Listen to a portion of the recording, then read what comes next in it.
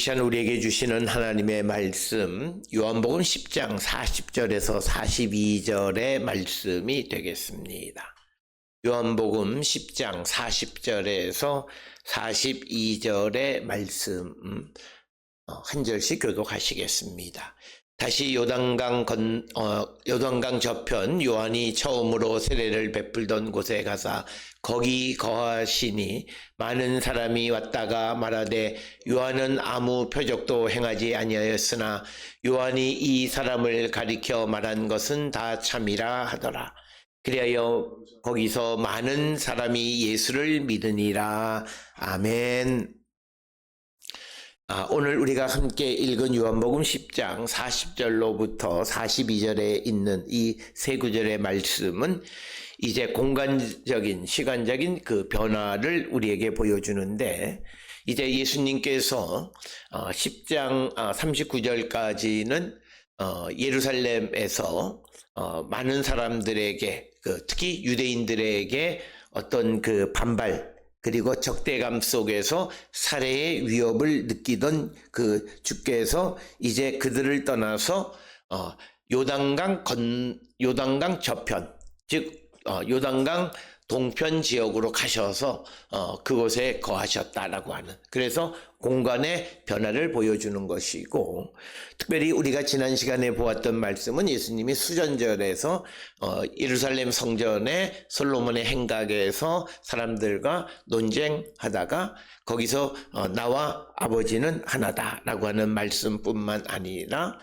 주님이 내 안에 내가 주님 안에 거한다라고 하는 그런 말씀을 듣자 이제 이 유대인들이 예수님을 잡아 죽이려 하자 그 손에서 벗어나신 것이 바로 오늘 주시는 40절로부터 42절에 있는 말씀. 그래서 39절까지는 요단강 건너편, 즉 요단강 서쪽 지역에서 있었던 일이고, 오늘 주시는 40절로부터 42절에 있는 말씀은 요단강 동편에서 있었던 일이다라고 하는 것을 우리는 기억하셔야 되겠고, 특별히 오늘 주시는 40절로 42절에 있는 말씀은 예수님께서 자기 자신을 계시하는 내가 양의 문이라든지 내가 참 목자라든지 내가 아버지와 하나라든지 이런 말씀은 없지만, 오늘 주시는 40절로부터 42절은 성경 전체를 이해하는데 굉장히 중요한 말씀이 오늘 이 본문의 말씀에 담겨 있습니다. 특별히 오늘 주시는 본문 40절에 있는 이 말씀을 보게 되면 예수님께서 이제 요단강 저편으로 가셨는데 42절에 보면 거기서 많은 사람이 예수를 믿게 되어졌다라고 하는 겁니다. 그런데 우리가 앞에서 39절에서 보면 유대인들이 예수님을 잡으려고 하자 그 손에서 벗어나서, 그래서 우리가 겉으로 보게 되면 예수님이 피신하신 것처럼 보여지는 겁니다. 요단강 건너편 예루살렘 지역에서 예수님이 자기를 계시하시니까 그것을 받아들이지 못하는 유대인들의 손을 피해서 이제 요단강 저편, 즉 요한이 처음 세례를 베풀던 그곳으로 마치 피신하신 것처럼 그렇게 기록하고 있습니다. 그런데 문제는 그렇게 피신했는데 결과는 42절에 많은 사람이 예수를 믿었다라고 하는 겁니다. 그러니까 뭐냐면 유대인들은 예수님에 대해서 분노하고 그래서 예수님을 죽이려고 하는 그 상황 때문에 예수님이 예루살렘을 떠나가셨지만, 그러나 떠나가신 다른 곳에서는 오히려 하나님의 영광을 나타내게 되어졌다는 겁니다. 특별히 오늘 주시는 이 본문의 이런 이 신앙의 프레임은 특별히 사도행전에서 굉장히 많이 등장을 합니다.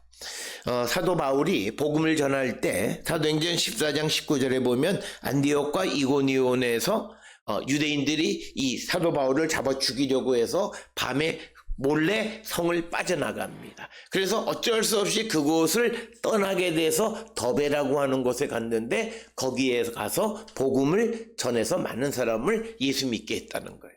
그래서 우리가 성경에서 오늘 주시는 이 말씀에서 가장 중요한 것은, 첫째, 하나님은 하나님에 대해서 분노하고 또 거역하는 사람들을 이용해서 하나님은 영광을 보시는 분이시다는 거예요. 그러니까 뭐냐면 예수님께서 예루살렘을 떠나서 요단강 저편으로 가신 이유는 42절에 있는 많은 사람들, 예수님에게로 나온 많은 사람들을 예수 믿고 구원받게 하기 위한 하나님의 계획섭니다라고 하는 겁니다. 그래서 우리가 이것을 성경에서 예수님도 그렇고 사도 바울도 그렇고 그에게 그 박해라고 하는 고난이 딱 앞에 오는데 그 고난을 하나님이 주신 목적은 고난 때문에 그 자리를 떠나게 해서 다른 곳의 사람을 구원하기 위한 하나님의 계획이라는 거죠. 그래서 우리가 이것은 우리가 일상을 살아가는 삶에도 우리가 늘 하는 말처럼 하나님이 한 길을 막으시면 다른 길을 열어주시는, 그리고 하나님의 섭리, 하나님의 계획, 우리가 알지 못하는 그 계획을 이루기 위해서 하나님께서 고난 혹은 환난 또는 박해 이런 것들을 이용해서 그 사람을 옮겨서 그곳에서 하나님은 영광을 보시는 분이시다. 그래서 사실 오늘 주시는 40절로 42절은 아주 짧은 말씀이긴 하지만 요단강 저편에 가서 거기에서 많은 사람이 예수님에게 왔고 그래서 많은 사람이 예수를 믿었다는 거죠. 그러니까 예루살렘은 유대교의 중심지역, 종교의 중심지역이었지만 그러나 그곳에서는 예수님을 거역했고 예수님을 믿지 않았고 오히려 예수님을 죽이려 했지만 그러나 이제 하나님께서 그런 상황 속에서 예수님을 요단강 저편으로 옮기셨는데 41절에 보면 많은 사람이 예수님에게로 왔고 그리고 42절에서 많은 사람이 예수를 믿게 되었다라고 하는 것입니다. 그래서 우리가 오늘 주시는 이 본문의 말씀을 통해서 이제 이 하나님께서 예수님을 요단강 저편으로 옮기신 목적은 유대인들을 무서워서 도망가게 하신 것이 아니라 요단강 저편에 있는 많은 사람들의 구원을 위해서 예수님을 옮겨가게 하기 위해서 고난과 박해를 앞에 두셨다는 거죠. 오늘도 우리가 어려움을 우리에게 주시는 이유는 하나님이 그 어려움을 통해서 우리의 믿음이 다른 한 차원 높은 단계로 성장하기 위해서 우리에게 고난을 주신다. 일반적으로 사람은 항상 현실에 안주하려고 하는 그런 마음들이 있는데 그 어떤 곳에서 떠나게 하시기 위해서는 그를 흔들어 놓으시는데 고난, 박해, 상상하지 못했던 일로 말미암아 강제로 그 지역을 떠나게 하시는 것 같지만 그것은 역사를 통해서 보면 하나님께서 다른 계획을 가지고 그 계획을 이루기 위한 것이었다라고 하는 것이 오늘 우리가 성경을 통해서 꼭 기억을 하셔야 된다라고 하는 것입니다. 특별히 오늘 주시는 본문 40절을 우리가 보게 되면 요단강 저편, 그런데 그 요단강 저편은 요한이 처음 세례를 베풀었던 곳 이렇게 기록되어 있습니다. 그런데 요한복음 1장 28절에 의하면 세례 요한이 요단강에서 세례를 베푼 곳은 요단강 저편 베단이라고 하는 곳입니다. 요단강 건너편 베단이라고 하는 곳에서 세례를 베풀었습니다. 그러면 오늘 주시는 이 40절은 1장 28절과 연계해서 생각하면 예수님이 요단강 저편의 베다니 지역에 가셨다는 거죠. 거기에 계셨더니 많은 사람들이 예수님에게로 왔고 그래서 예수님의 어떤 가르침과 그 이적 이런 것들을 통해서 예수를 믿게 되어졌다라고 하는 것.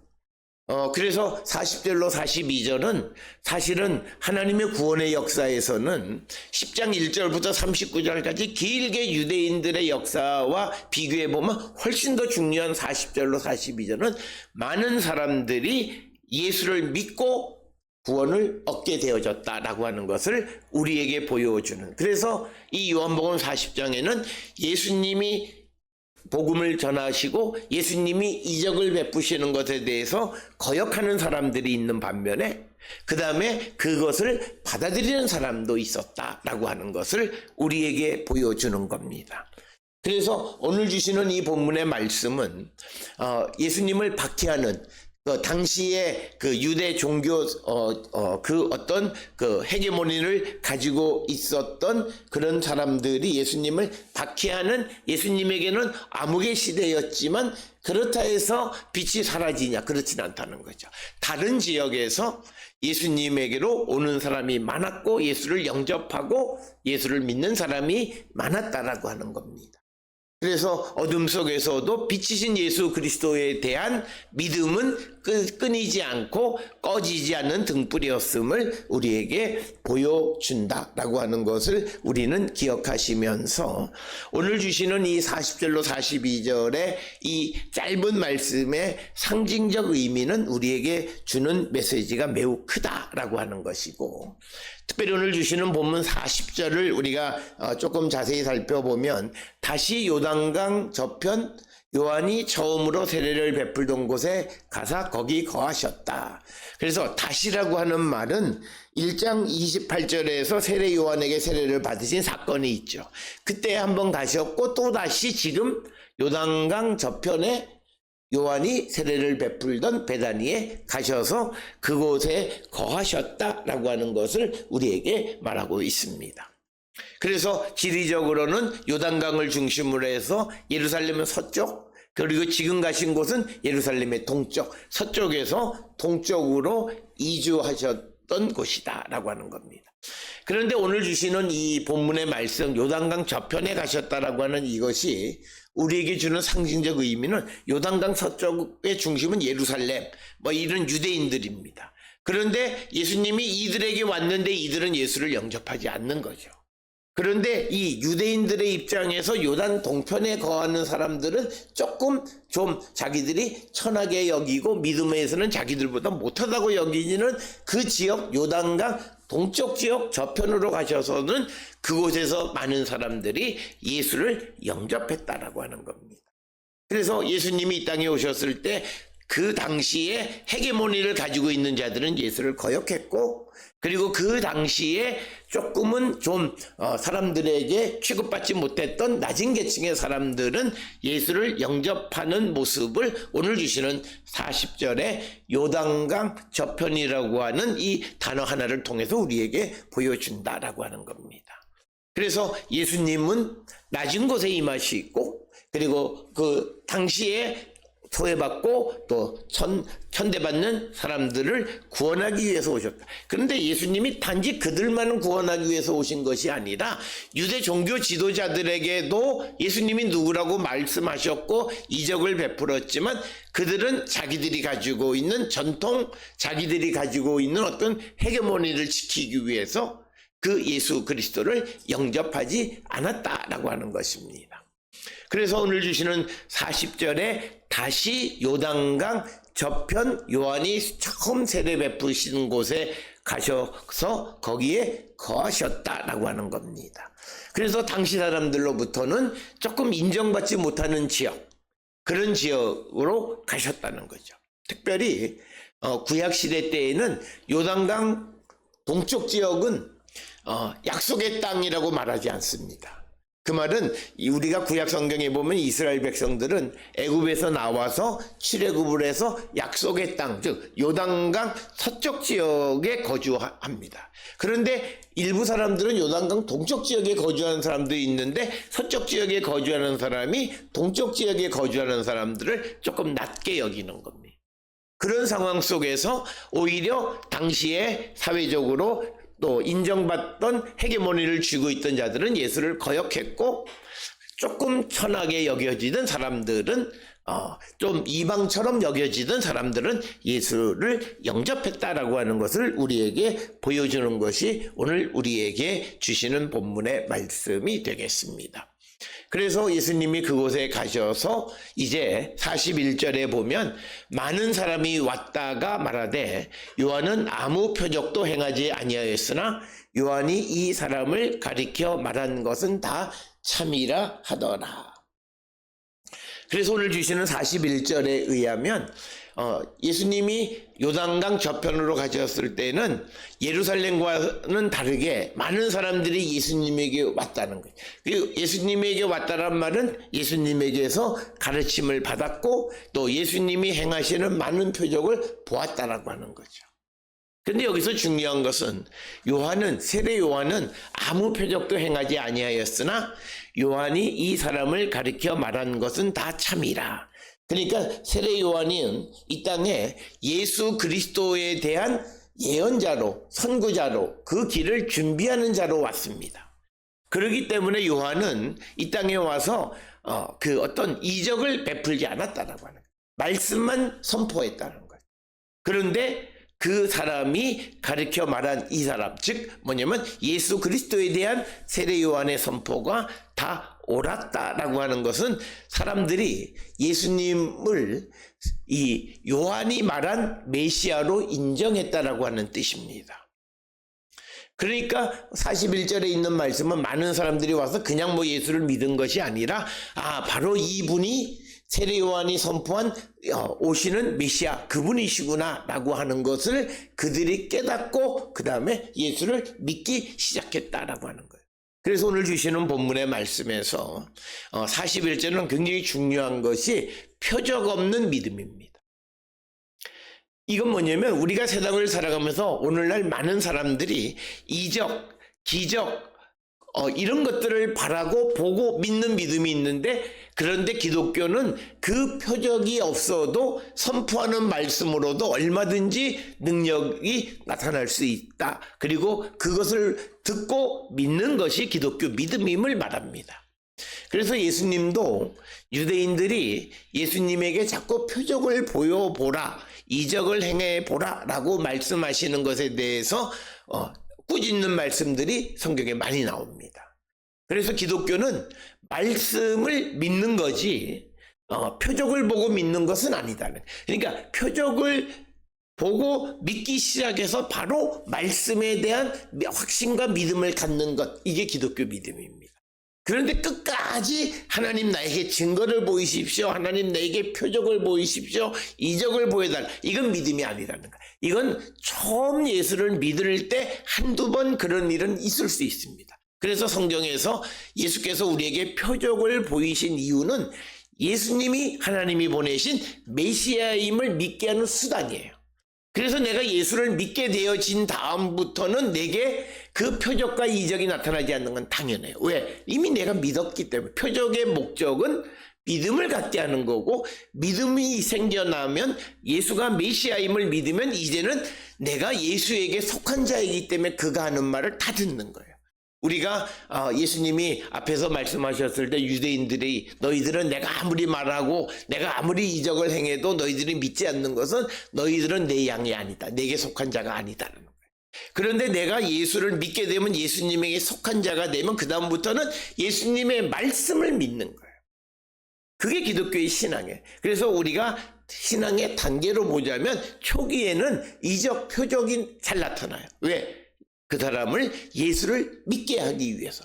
그래서 내가 예수님, 맞구나, 예수님이 메시아이시구나를 믿게 되어진 다음부터는 그 다음에는 말씀을 믿어가는 거예요. 그렇기 때문에 그때는 사람들이 가끔 처음에는 이적도 표적도 잘 보여주시더니 왜 지금은 그건 당연한 거예요. 왜냐하면 그 다음부터 내 믿음은 그 말씀을 믿는 거고, 말씀을 믿어가면서도 자꾸 표적을 타령하면 예수님은 꾸짖어요. 왜 너가 표적을 보고 믿으려 하느냐라고 하는 거죠. 말씀하신 것을 믿으라라고 하는 겁니다. 그래서 오늘 주시는 요한도 아무 표적도 기적도 행하지 않았지만 그 사람이 한 말이 다 참이다. 그러니까 그 사람의 말씀이 그대로 다 이루어졌다는 거예요. 바로 눈앞에 있는 예수님이 그 세례 요한이 선포했던 바로 메시아이신 그분이 바로 예수님, 바로 참이다. 그것을 인정하는 것이 오늘 주시는 본문. 그래서 오늘 주시는 이 본문에서 우리에게 강조하는 것은 무엇보다도 우리가 표적 없는 믿음, 말씀을 믿는 믿음, 그 믿음을 갖는 자가 되어야 한다. 그래서 우리의 신앙 전체를 통해서 보면 선포와 기적 두 가지가 결합해서 우리의 온전한 믿음을 지켜줘요. 그런데 이적은 초기 단계. 예수를 믿으려 할 때에는 환자의 병이 낫는다든지 기적을 베풀어서 예수님이 메시아임을 믿게 만들고 그 다음부터는 선포, 예수가 가르치고 선언하는 것을 믿는 겁니다. 그러니까 우리가 요한복음 9장에서 날 때부터 맹인된 사람, 그 사람에게 예수님이 그 사람의 눈을 이제 뜨게 해주셨죠. 그래서 침을 진흙에 뱉어 이겨서 눈에 바른 다음에 실로암 못에 가서 씻으라 그랬더니 그 사람이 보게 된 거예요. 그 다음부터는 그가 이제는 이적을 바라는 것이 아니라 예수께서 하시는 모든 말씀을 다 듣는 거고, 그래서 그 사람에게 이 유대인들이 물어봐요. 너는 이 사람이 누구라 생각하냐? 그랬더니 나는 선지자로 생각합니다. 이렇게 예수가 하시는 말씀을 믿어가는 것. 이게 믿음임을 우리에게 보여주는 것. 그래서 오늘 주시는 이 요한복음 9장으로부터 10장까지 흘러가면서 사람이 믿음을 가져가는 과정을 설명해 주는데, 거기에 중요한 것은 이적도 있지만, 그러나 그것은 처음 예수를 영접하고 믿게 되어진 초기 단계에는 이적과 표적이 필요하지만, 그러나 그것을 통해서 예수를 만나면 그 다음부터는 말씀을 선포를 믿는 믿음이 기독교 신앙이다라고 하는 것. 그래서 내가 기독교 신앙에서 오랫동안 믿음의 삶을 살아가면, 처음 예수 믿었을 때 30년 전, 40년 전에는 그런 기적이 잘 나타나는데 요즘은 안 나타난다고 말하는 분들이, 그게 정상적인 믿음이라는 거예요. 그게 믿음이 잘못된 것이 아니라 그런 믿음으로 가는 거다. 그래서 끝까지 이제 성경에서 우리에게 주시는 말씀을 믿고 가는 것. 그래서 세례 요한은 와서 선포만 해도 사람들이 그 말을 믿고 그 말이 이루어진 것을 확실하고, 그래서 예수를 믿는 사람들이 많아졌다라고 하는 것이 오늘 주시는 본문의 말씀이 되겠습니다. 따라서 오늘 주시는 40절로부터 42절에서는 앞에서 말씀을 드렸듯이 예루살렘의 유대인들의 분노, 예수님을 죽이려고 하는 그 시도, 그것 때문에 예수님이 요단 건너편으로 가셨지만, 그것을 통해서 단순히 예수님은 피신하신 것이 아니라 하나님께서 그 상황을 통해서 많은 사람들이 예수를 믿게 하셨다라고 하는 것. 여기에 초점이 있다라고 하는 겁니다. 그러다 보면 오늘 우리가 세상을 살아가면서 우리가 어떤 고난에 직면하게 되어지는, 또 어려운 일들이 우리 눈앞에 있게 되어졌을 때 성도는 우리가 항상 하나님의 영광을 기대하고 자신의 일에 최선을 다하는 삶을 살아가는 겁니다. 하나님이 내게 고난을 주셔서 나를 어려운 상황에 처하게 하고, 그래서 나를 모욕을 당하게 하려고 하시는 분이 절대 아니라는 거죠. 오히려 하나님은 그 어려운 상황 속에서 나를 통해서 영광을 받으려고 하시는 분이다라고 하는 거예요. 그래서 내게 고난을 주셨다는 거예요. 그렇기 때문에 우리는 기독교 신앙에서 고난은 축복이라고 말해요. 지금은 어렵고 힘들지만 이건 너머에 있는 하나님의 영광을 기대하기 때문에. 그러니까 어떤 사람이 고난 때문에 그 사람이 너무 힘들어하는 것은 하나님의 영광을 기대하지 않기 때문에 그래요. 그것은 하나님의 능력에 대한 믿음이 없는 거예요. 그래서 우리에게 고난을 주시거나 또는 어려움을 주시는 것은 하나님이 그 일을 통해서 하나님이 원하시는 영광을 보기를 원하시기 때문이고, 오늘 주시는 예수님의 경우는 예루살렘에서 요단강을 건너서 가게 하는 일을 벌어지게 하셨고, 육의 눈으로 보면 피난 가신 것처럼 보이지만, 그러나 영의 눈으로 보면 이것은 하나님의 섭리 계획이고, 그곳에서 많은 사람이 예수를 믿게끔 하셨다라고 하는 것입니다. 이 일을 위해서, 다른 사람의 구원을 위해서 예루살렘에서의 고난을 두셨다라고 하는 겁니다. 그래서 우리는 성경에서 예수님이 십자가에 달려 돌아가시는 것도 예수님이 죽어주신 거지 잡혀 죽은 게 아닙니다. 그러니까 언어를 우리가 굉장히 조심해야 돼요. 예수님이 힘이 없어서 로마 군인들에게 잡혀 잡히셔서 처형당하신 게 아니라 예수님이 잡혀주셨고 그리고 예수님이 죽어주신 거예요. 왜? 그래야만 우리를 구원할 수 있기 때문이다. 마찬가지로 이 고난이 있어서 예수님이 예루살렘에서 옮겨오셔야만 이 지금 요단강 저편에 있는 사람들에게 그 예수를 믿게 하는 기회를 제공하기 위해서 고난을 두셨다는 거예요. 그래서 우리는 성경에 나타나 있는 고난의 의미가 무엇이냐라고 하는 것. 그래서 우리가 고난 속에서 소망을 갖고 희망을 돋는 것은 이 고난은 하나의 수단이라는 거예요. 다른 영광을 위한 수단이라는 거예요. 이거에 대한 믿음이 있게 되어지면 그 사람은 고난 속에서 자기에게 주어진 일에 최선을 다하고 그것을 통해서 하나님은 하나님의 방법으로 영광을 얻게 하신다라고 하는 거예요. 그래서 오늘 주시는 본문 40절로 42절에 예수님에게 온 많은 사람들이 어떻게 해서 예수를 믿게 됐는가를 설명하지 않습니다. 예수님이 많은 병자를 고치셨다는 둥, 예수님께서 많은 이적을 행하셨다는 둥, 또는 예수님이 뭘 가르치셨다는 둥, 이런 이야기는 하지 않습니다.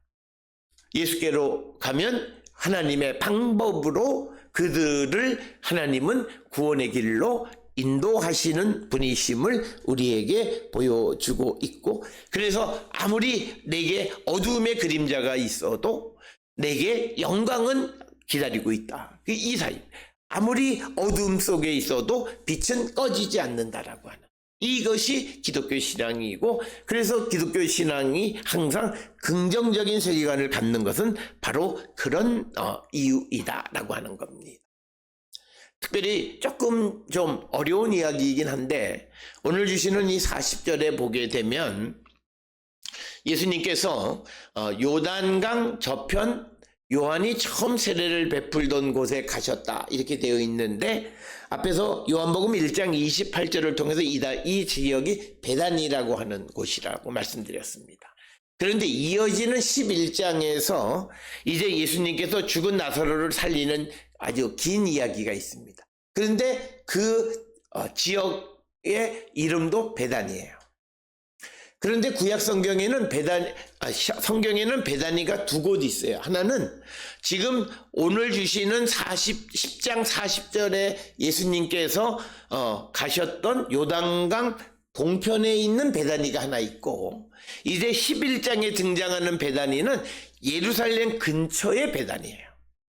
그러니까 뭐냐면 똑같은 지명 베다니를 놓고 이 베다니에서는 강조하는 게 뭐냐면 예수를 믿는 자들이 많이 생겼고, 그래서 11장에서는 예수께서 죽은 자를 살리는 능력을 베풀어 주시는 것을 우리에게 보여주는 것이 이 요한복음입니다.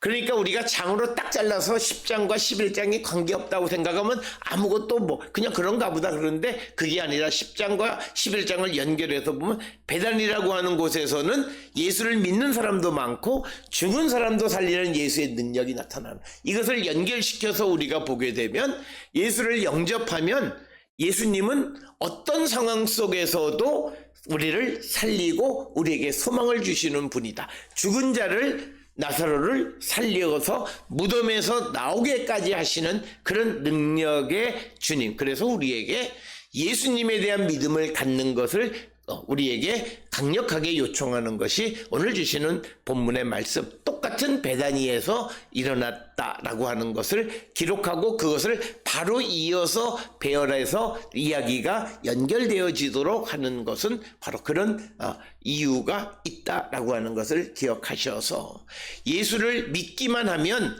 죽은 자도 살리시는 분이 주님이시다는 거예요. 그걸 믿으라는 거죠. 그래서 예수님은 나는 생명의 떡이고 나는 너희들에게 생명을 주는 생수고 나는 너희들의 양의 문이고 내가 참 목자로서 아버지와 나는 하나다라고 우리에게 선언할 뿐만 아니라 내 안에 주님이 계시고 주님이 내 안에 있는, 그래서 내재적 연합, 그래서 본질적으로 하나님과 같은 그분이 우리의 생명을 지키시고 우리를 인도해 주신다. 그분에 대한 믿음을 가질 것을 요청하는 것이 오늘 주시는 10장 40절로 42절의 말씀이 되겠습니다.